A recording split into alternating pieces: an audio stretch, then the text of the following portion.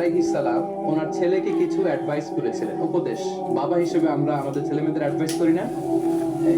তো উনি ওনার সন্তানকে অ্যাডভাইস করেছিলেন, আর এই অ্যাডভাইস গুলো আল্লাহ তাআলার এত ভালো লেগেছে, এত ভালো লেগেছে যে আল্লাহ তাআলা কোরআনের মধ্যে সরাসরি তুলে ধরেছেন।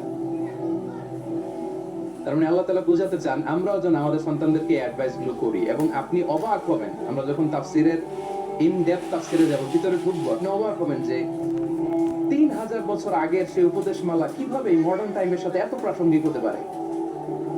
আজ থেকে প্রায় 3000 বছর আগের piece of advises, 3000 years back in the history।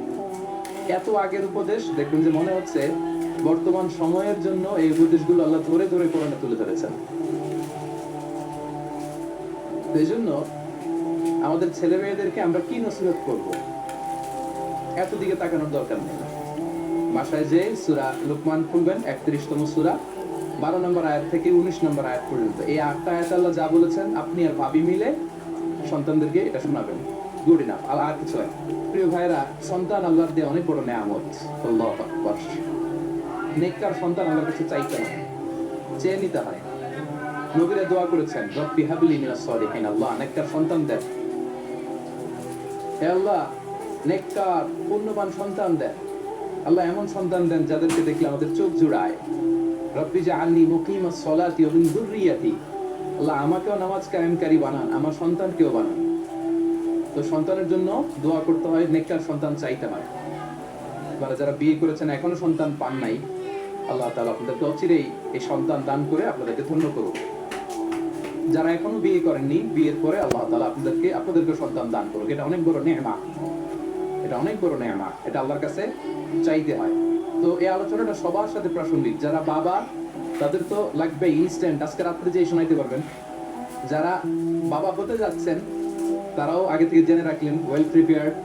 আর যারা এখনো বিয়েই করেন নাই, প্ল্যান করে রাখেন যে এইটা আমি আমার ওয়াইফের সাথে প্ল্যান করে এই নসিহতগুলো আমার সন্তানদেরকে আমরা শোনাবো।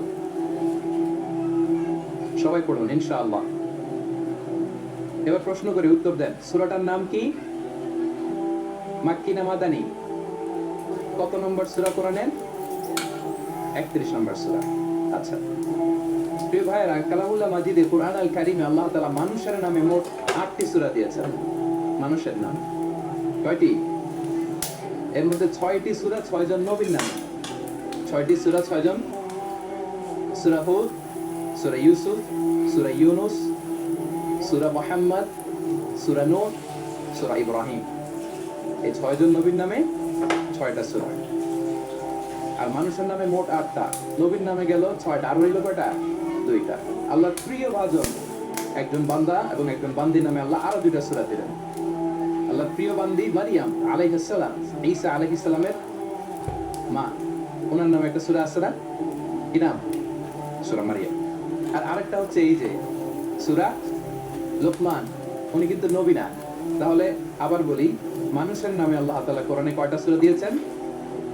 8টি। এর মধ্যে 6টা দিয়েছেন 6 জন নবীর নামে, আর বাকি 2টা আল্লাহর দুজন প্রিয় বান্দা বান্দির নামে। একটা সূরা মারিয়াম আর একটা সূরাতুল লুকমান। তো আমরা শুরুতেই জানবো যে এই লুকমান কে ছিলেন তিনি। লুকমান আলাইহিস সালাম আল্লাহর প্রিয় ভাজন একজন ব্যক্তি ছিলেন, খুব বিজ্ঞ একজন মানুষ ছিলেন, খুব জ্ঞানী প্রাজ্ঞ একজন ব্যক্তিত্ব ছিলেন। দেখতে উনি কালো ছিলেন, কুৎসিত। চামড়াটা কি ছিল? কালো, ব্ল্যাক। তার মানে ব্ল্যাক হইলেই কাউকে ছোট করা যাবে না। কাজী নজরুল বড় সুন্দর লিখেছেন, কালো আর ধলো বাহিরে কেবল, ভিতরে সবাই সমান রাঙ্গা। কেটে দিলে রক্তের রং, যে কালো রঙের তার রক্ত, যে থপথপে সাদা তার রক্ত লাল। তাহলে ব্ল্যাক হইলেই কাউকে ছোট করা চলবে না। সাইয়েদনা লুকমান আল হাকিম কুৎসিত বর্ণের একজন মানুষ ছিলেন, খাটো একজন মানুষ ছিলেন। কোথায় থাকতেন? মিশর, সুদান, ইথিওপিয়া, যেটা আগের নাম ছিল হাবাসা, এই রিজিয়ন। কেউ কেউ বলেছেন মিশরের কোন একটা এলাকায়, কেউ সুদান, কেউ ইথিওপিয়া। তো রিজিয়নটা কাছাকাছি। কি করতেন? কোন মুফাসসির বলেন তিনি দর্জি ছিলেন, দর্জি। কেউ কেউ বলেন তিনি ছিলেন কানা